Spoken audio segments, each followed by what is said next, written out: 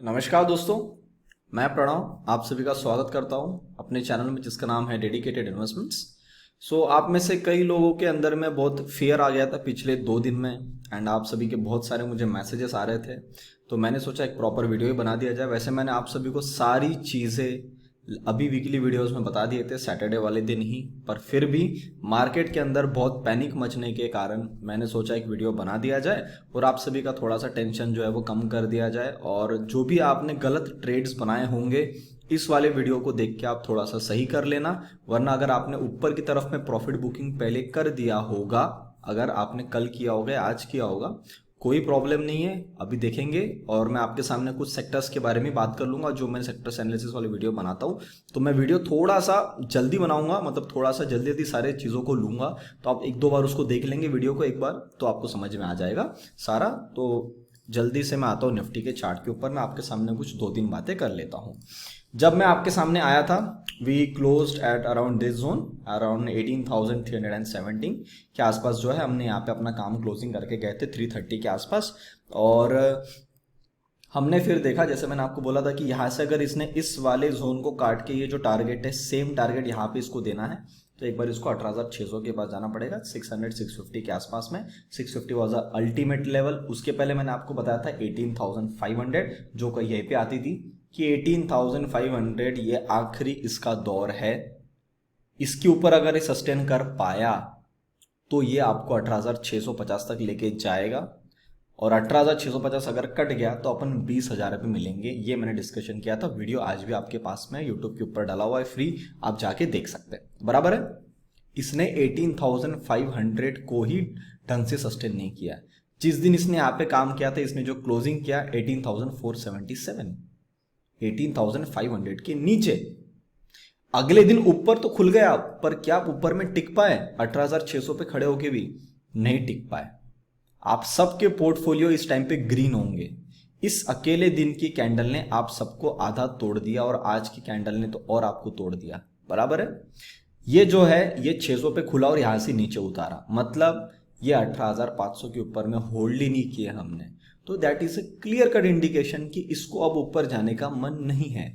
और आज की जो ये कैंडल बनी है इसने हमको एक और इंडिकेशन दे दिया कि शायद हम यहाँ से इस महीने के एंड में भी इसी जोन के अंदर में काम करते रहे, नीचे की तरफ में 18,000 और इस जोन के अंदर में काम करते रहे। अब मैं आपको सिर्फ एक चीज को बताने के लिए आया हूं कि 18,000 जब तक कटता नहीं है तब तक आपको आपकी जो मीडियम टर्म की पोजीशन है एज वेल एज आपकी जो लॉन्ग टर्म की पोजीशंस है उनको आपको थोड़ा सा प्रॉफिट बुकिंग करने का भी नहीं सोचना है। लॉन्ग टर्म को तो मतलब सोचना ही नहीं है, मीडियम टर्म को भी नहीं सोचना है। अगर आप 18,000 को नहीं काटते हैं, मतलब आपको दिखता है कि निफ्टी 18,000 को नहीं काटता है, उसको अगर काटता है तो आपको ये समझ में आएगा कि भैया एक बार हम नीचे की तरफ में आ रहे हैं। मीडियम टर्म टच नहीं करना है फिलहाल के तौर पे 18,000 कटने तक। लॉन्ग टर्म को तो अभी आपको देखना भी नहीं है। सेकेंड पॉइंट, आपके जो फ्यूचर्स की पोजीशंस होगी, फ्यूचर वाले तो आई थिंक कल के दिन में सब आउट हो गए मार्केट में से, क्योंकि इतना बड़ा जो कैंडल बना उसने आप सबके जो स्टॉप लॉस होंगे काट लिए होंगे, क्योंकि आप 10% 20% का पैसा देते हो और अगर इतना बड़ा फॉल आता है स्टॉक्स के अंदर में 10% 15%, तो आप तो क्या ही बचोगे। आपको वैसे एग्जिट आउट कर दिया, आपके सारे स्टॉप लॉस खत्म कर दिए होंगे। तो फिर भी जिनके नहीं हुए होंगे आज आप मार्केट के बाहर निकल गए। तो एक क्वेश्चन सबसे ज्यादा ये आ रहा है कि सर अब हम पोजीशंस कैसे बनाएं और हमको भी अप्रोच क्या रखना है। सबसे पहली बात, आपको ऐसे फेज में पोजीशंस नहीं बनानी है। सेकंड, ट्रेंड अभी तक कुछ भी नहीं आया है, अभी तक ट्रेंड साइडवेज चलेगा। ट्रेंड पता चलेगा आपको 18,000 के नीचे। कल अगर हम कल से हम यहां से नीचे आते हैं तो ये 18,000 तक के दरवाजे खुले हैं। 18,000 के नीचे आएगा तो ट्रेंड एक बार रिवर्स होने की कोशिश करेगा फॉर अ टाइम बिंग। अभी तक इंडिकेशन है क्या चार्ट पे? नहीं है ना। तो अभी से आप गड़बड़ मत करो, थोड़ा वेट करो, चार्ट को पहले बोलने दो, then you have to take positions. कोई भी आदमी ऐसा नहीं जो आपके एकदम टॉप पे माल बेचेगा।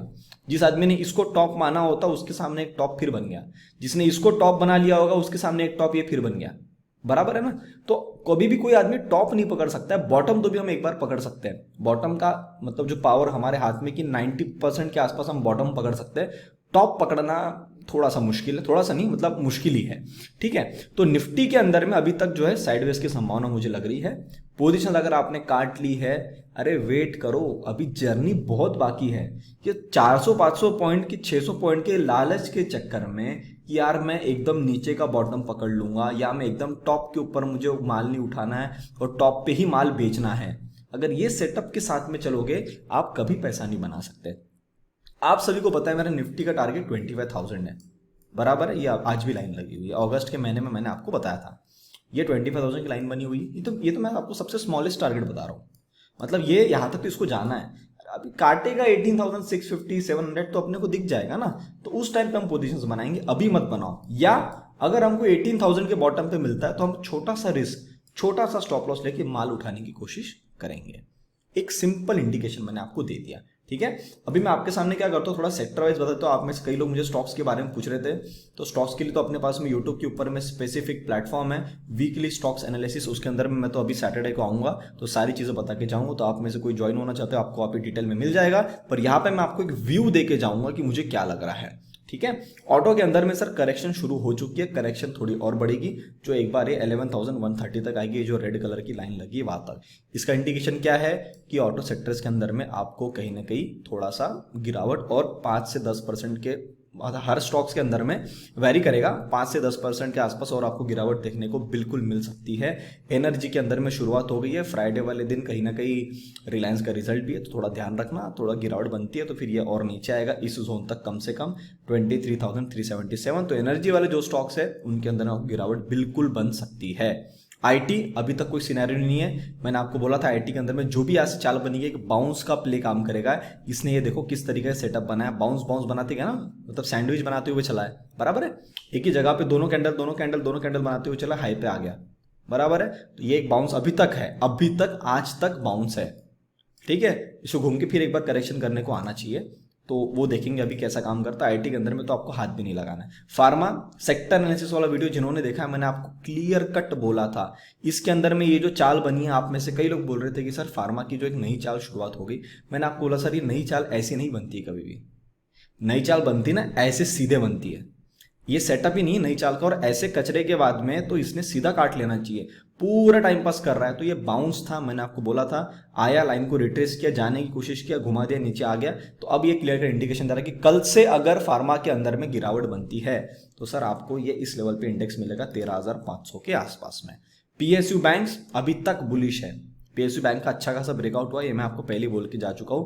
तो आप देखो, इसको बोलते ब्रेकआउट, ऐसे निकलती है चाल। ये देखो इसका एंगल देखो, पिछले वाले का एंगल देखो आप। तो ये जो चाल बनी है ये बनी है बिल्कुल ये, और बैंक निफ्टी गिरने के बावजूद पीएसयू बैंक्स अभी तक ऊपर में है और रिटेस्ट करना चाहते हैं, तो इस रेजिस्टेंस को एज अ सपोर्ट रेजिस्टेंस करने के लिए पीएसयू बैंक्स बिल्कुल आ सकते हैं, कोई प्रॉब्लम नहीं है। इंफ्रा के अंदर में आप बनी तो है, पर करेक्शन की मुझे अभी तक इंडिकेशन नहीं दिख रहे जब तक हम इस जोन को नहीं काटते हैं। अगर मैं आपको प्रिसाइज बताऊं 50,050 के नीचे अगर हम आएंगे तो इंफ्रा के अंदर में चाल बनेगी, क्योंकि ये भी जो है ना, यहाँ पे देखो आप थोड़ा सा डाइवर्जेंस बनते हुए नजर आ रहे हैं और यहाँ पे जो है थोड़ी सी स्ट्रेंथ कम हो गई थी, भले चाल लंबी थी, ठीक है। तो अभी तक इसमें इंडिकेशन नहीं, इसमें जल्दीबाजी नहीं करना चाहिए। फाइनेंस निफ्टी फाइनेंशियल सर्विस के अंदर में भी अभी तक कोई सिनेरियो नहीं बना है, अभी भी ऊपर की तरफ में। ये हाई के नीचे जब आ जाएंगे 18,780 तो एक बार आपको निफ्टी फाइनेंशियल में गिरावट मिलेगी। रियल्टी की अगर कल से गिरावट चालू होगी तो आप समझ जाओ, रियल्टी के अंदर में अगर ये कल का लोग आज ही बना है ना, ठीक है, तो अगर आज से मतलब कल से अगर ये नीचे आना चालू हो गया 495 के नीचे, रियल्टी सेक्टर में बिल्कुल आपको मिल सकती है गिरावट, ये ध्यान रख लेना। अपने स्टॉक्स उसके हिसाब से मैनेज करना। कमोडिटी नॉर्मल से करेक्शन है, इस हाई को जब तक काटता नहीं है 5765 है तब तक तो ये नॉर्मल करेक्शन है, फिर बढ़ाएगा तो एक बड़ी चाल की करेक्शन बनेगी जो आपको निफ्टी इंडिकेशन दे देगी। कंजम्पशन में करेक्शन शुरू हो चुकी है, एफएमसीजी के अंदर में करेक्शन शुरू पहले ही थी, एक बाउंस आया, बराबर डबल टॉप बनाया, फिर नीचे की तरफ में गिरा था, तो अब ये गिरावट और कंटिन्यू हो सकती है। मेटल्स के अंदर में चाल अब निकली थी, टेस्ट किया है, अभी तक तो मेटल के अंदर में कुछ भी गड़बड़ नहीं हुआ है अभी तक। कल से अगर ये रेड लाइन के नीचे आया तो आपको सीधा ये पर्पल लाइन दिखाएगा। पर मेटल के अंदर में एक चीज याद रखना सर, मेटल की करेक्शन एकदम शार्प आएगी और एकदम शार्प तरीके से बाउंस लेगी, दैट इज फॉर श्योर। उसके चार्ट ने इंडिकेशन कर लिया है। आपका दिल अचानक से ऐसा हार्ट अटैक जैसा लगेगा, यार भगवान ये क्या हो गया, इतने स्टॉक्स कैसे गिर रहे हैं अचानक से, इतना बड़ा फॉल। और अगले 2 दिन में अगर आप नींद से उठ जाओगे, 2 दिन के बाद आप देखोगे ये वापस ऊपर आके खड़ा हो गया, वैसी चाल बनेगी मेटल्स के अंदर में, ठीक है। तो ये मैंने आपको मेटल्स के बारे में बता दिया। स्मॉल कैप करेक्शन देना चालू हो गया, अभी तक तो ट्रेंड लाइन के पास ही खड़ा है, कल अगर नीचे आता तो स्मॉल कैप्स के स्टॉक के अंदर में बड़ी गिरावट मिलेगी, मैं फिर रिपीट कर रहा हूँ, स्मॉल कैप के अंदर बड़ी गिरावट मिलेगी इस जोन तक, कम से कम यहाँ तक 10,000 के आसपास। ठीक है, same goes with the mid cap, अभी तक तो होल्ड कर रहा है। इसके नीचे अगर आ जाता है कल 30,800 के नीचे तो ये आपको ब्लू लाइन पे मिलेगा। निफ्टी जूनियर करेक्शन चालू हो गई है इसकी सर, मीडिया अभी तक नहीं दिया है। और डॉलर इंडेक्स की बात करूं तो अभी तक ठीक है, साइडवेज इस जोन के अंदर में काम करेगा। ये मैंने आपको सेक्टर एनालिसिस वाले वीडियो के अंदर में पहले ही बता के गया था। और यूएसडी आईएनआर के बारे में बात करूं तो ये अपना थोड़ा सा स्ट्रांग हो रहा है क्योंकि वहां पे करेक्शन देखने को मिली है। ऑयल सर बढ़ता जा रहा है, ये थोड़ा सा प्रेशर और क्रिएट करते हुए चल रहा है। और विक्स ने आज सर स्पाइक दे दिया, तो that was a clear cut indication कि यहाँ से अब ये और ऊपर जा सकता है। अगर मैं आपको बताऊं विक्स अगर आज का हाई काट मतलब 18.8 के ऊपर अगर कल ये निकल गया तो सर ये आपको यहाँ मिलेगा 21 के आसपास में आपको ये आता हुआ मिलेगा। तो आप क्लियर कट समझ सकते हैं कि क्या मूवमेंट देखने को मिल सकती है। अब मैं आपको कुछ दो बातें बताता हूँ अकॉर्डिंग टू बाकी के फॉरेन इंडेक्स। बाकी के सारे करंट मतलब कंट्री के जो इंडेक्सेस हैं उसके अंदर में करेक्शन ऑलमोस्ट खत्म हो चुकी है, या किसी में करेक्शन अभी मतलब एंड मतलब उसका बचा हुआ है, या कुछ कंट्रीज ऐसी है जिसके अंदर में करेक्शन जो है वो खत्म होकर ऊपर की चाल चालू हो चुकी है। हम इंडिया जो है हमने अभी तक करेक्शन नहीं करी, अभी तक हम ऊपर की तरफ में थे। तो ऐसा हो सकता है एक तो हम सबसे आखिरी में जब सारे इंडेक्सेस का करेक्शन हो जाए तब हम करेक्शन करें, या अभी जिस जगह पे खड़े हैं उसी जगह पे साइडवेज हो जाए और यहीं से ऊपर निकल जाए। ये होता हुआ दिखा तो क्या होगा, सेकंड सिनेरियो बताया, इसका मतलब ये होगा कि हमारा जो इंडियन मार्केट है that is out performing. Second, वो प्राइस वाइज करेक्शन करने के लिए इंटरेस्टेड नहीं है, टाइम वाइज करेक्शन के लिए इंटरेस्टेड है। और स्टॉक्स के अंदर में आपको गिरावट मिलेगी, इंडेक्स के अंदर गिरावट नहीं मिलेगी। स्टॉक्स आपके सामने नीचे आएंगे, आंखों के सामने ऊपर आ जाएंगे और ऊपर की रैली चालू कर देंगे। और फोर्थ जो इंपॉर्टेंट चीज है, आप जब पाएंगे आज से कुछ दिनों के बाद में या कुछ महीनों के बाद में चार्ट्स कंटिन्यू हमारे इंडिया के जो मतलब इंडिया का जो इंडेक्स है it is going to out perform.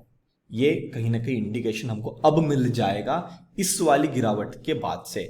क्यों, रीजन बता देता हूँ। 2-3 इंडेक्सेस की बात करूंगा, बाकी सारा मैं आपको सैटरडे वीडियो बनाऊंगा मैं, उसके अंदर मैं थोड़ा डिटेल में बात कर लूंगा। डैक्स जो है इसके अंदर में करेक्शन प्रॉपर रेड लाइन पे आया, 2-3 बार छुआ और निकाल दिया ऊपर में, तो इसकी करेक्शन हो चुकी है। थोड़ा टाइम वाइज स्पेंड करना चाहे तो यहाँ पे थोड़ा सा टाइम वाइज स्पेंड कर सकता है इस जोन में, पर इसको जाना तो ऊपर में है।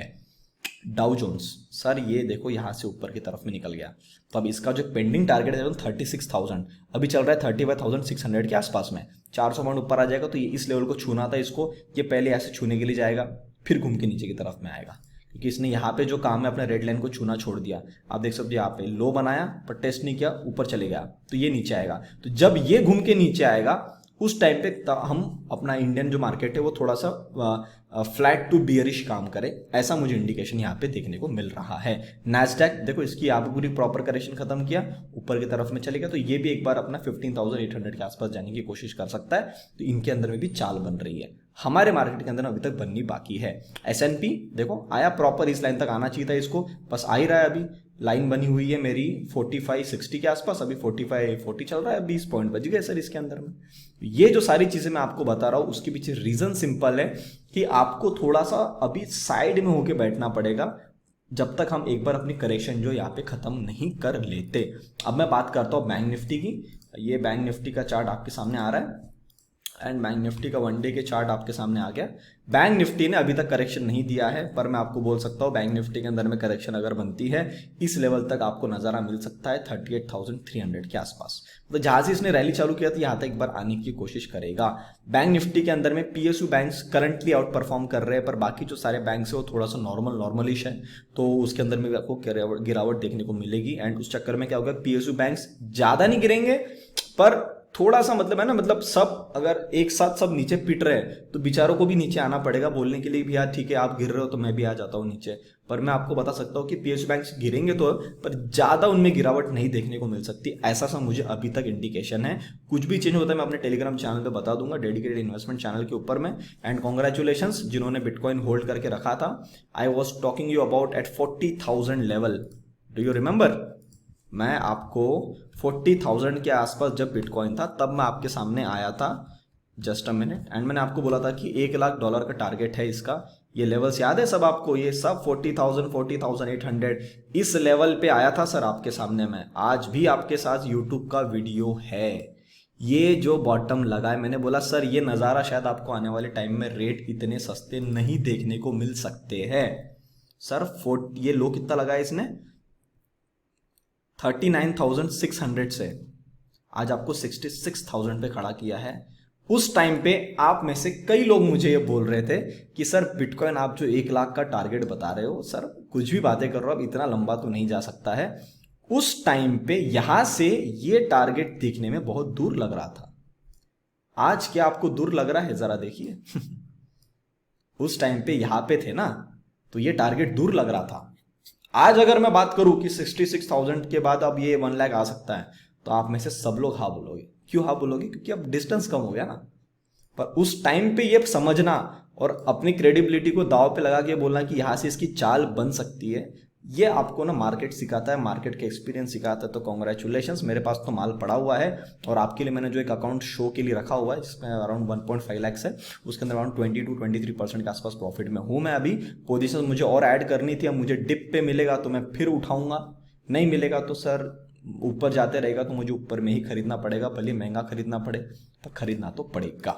ठीक है, तो मैं क्रिप्टो वाला वीडियो डाल दूंगा तो आपको उसके बारे में इंफॉर्मेशन मिल जाएगी। सो आई होप आपको जो भी मैंने सारी चीजें बताया समझ में आई। डोंट पैनिक, संभल के काम करो। माल काट लिया तो जल्दी मत करो, मौका देगा नीचे उठाने का, नहीं देगा तो अपना 100 रुपये ऊपर ही खरीदेंगे ना, क्या प्रॉब्लम है। टेंशन मत लो, मैं हूं अभी, आपको सारा अपडेट टेलीग्राम पे देते रहूंगा। एंड डोंट वरी, अभी अभी सब सही है, नॉर्मल है, अभी तक इतनी बड़ी कोई गिरावट नहीं बनी हुई है। ठीक है, सो आई होप आपको सारी चीज समझ में आ गई। वीडियो को लाइक बटन जरूर दबाएं, अपने विचार कमेंट सेक्शन में बताइएगा। तब तक के लिए आप सभी लोग देखते रहिए डेडिकेटेड इन्वेस्टमेंट्स। हम मिलते हैं बहुत ही जल्द अगले वीडियो में। नमस्ते।